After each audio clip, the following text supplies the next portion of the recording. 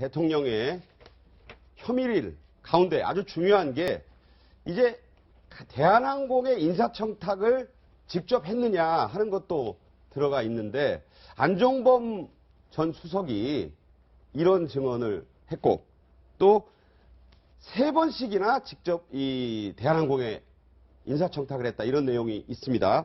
관련 싱크를 먼저 들어보겠습니다.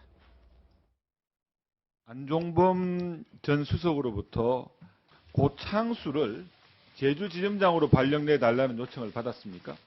대표이사한테 부탁을 요청을 해왔다는.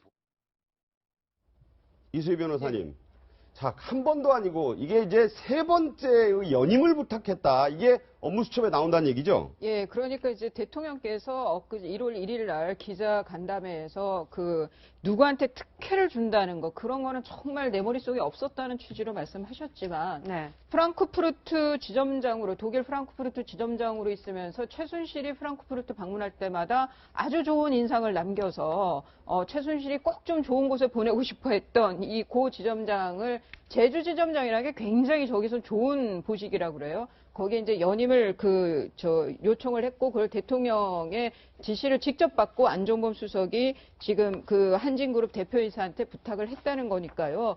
뭐 이런 메모가 나와 있으니까 이런 거는 정말 부동의 증거인 건데 대통령께서 그러니까 엊그제 그런 말씀들이 이제 다 뭐 소용이 없어진 거죠. 저는 이 말씀도 더 드리고 싶어요. 이런 것, 그러니까 지금 2015년 1월 15일 날 정유라의 편지가 나왔잖아요. 독일로 영주권을 받아서 그렇죠. 거의 이민을 가려고 했던 그거는 출산 전이거든요. 네네. 그러면은 아마 그러면서 최순실이 정유라 딸한테 나 그 애 안 본다라고 아마 얘기를 한 것 같아요. 그러니까 가끔만이라도 애를 봐달라는 이런 읍소까지 한 거 봐서 네. 그러면은 최순실 입장에서는 정유라를 어떻게든 여하튼 얘를 살 방도를 만들어주는 방식이 독일에 보내서 승마를 계속하게 하는 거잖아요. 네. 그런데 자기 돈은 10원도 쓰기 싫어하는 최순실이 저는 그러면 2015년 1월 무렵부터 벌써 최순실은 정유라를 독일로 보내고 거기서 체류비부터 훈련비까지 돈을 대줄 기업을 찾았다라는 추측이 가능하다고 보입니다. 네. 자, 지금 말씀을 들은 것처럼 박근혜 대통령의 기자간담회와 말이 계속 다른데요. 네. 자, 특검 역시 기자간담회에 대해서 굉장히 안 좋은 반응을 보이고 있는 것 같습니다. 네. 자, 특검의 반응을 좀 보시면요. 자,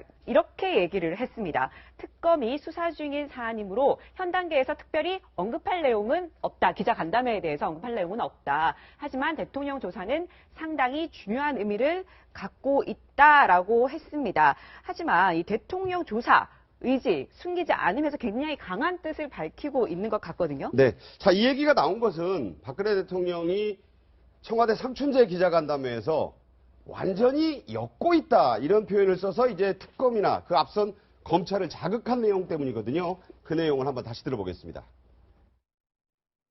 완전히 엮은 겁니다. 어디를 도와주라 하는 거하고는 제가 정말 확실하게 말씀드리는데 누구를 봐줄 생각 이거는 손톱만큼도 없었고 제 머릿속에 아예 그게 없었어요. 자, 특검 고위 관계자가 이런 말을 들었을런지 이렇게 말을 했습니다. 대통령의 이 발언 결국 자신이 삼성 합병 과정에 관여했다고 시인한 것에 불과하다. 어떻게 생각하세요? 네, 그날 대통령의 신년 기자간담회를 듣고 많은 국민들이 분노했을 텐데 야당에서는 후한무치한 변명을 일관했다 그러는데 대통령의 얘기는 세월호 세월호 참사 당일날 정상 근무했다는 얘기 그리고 삼성 문제는 특검에 엮었다. 최순실은 지인일 뿐이다. 결국 내가 뭘 잘못했는가에 대한 강변이었는데 이것이 자칫 수사 대상자들, 특검이 수사해야 될 대상자들에 대한 가이드라인으로 비춰지고 있다는 것이 특검에서 우려하고 있는 것 같고요. 대통령이 검찰 조사에서도 불응하면서 얘기하지 않았던 얘기를 미디어를 통해 저렇게 하는 것은 다분히 특검 조사와 앞으로 있을 헌법재판소를 대비한 언론 홍보용이라는 생각이 들어서 특검도 이젠 좌시하지 않고 대통령이 앞으로도 이런 간담회를 한다면 조목조목 반박도 검토하고 있다라고 입장을 밝히고 있는 상황입니다.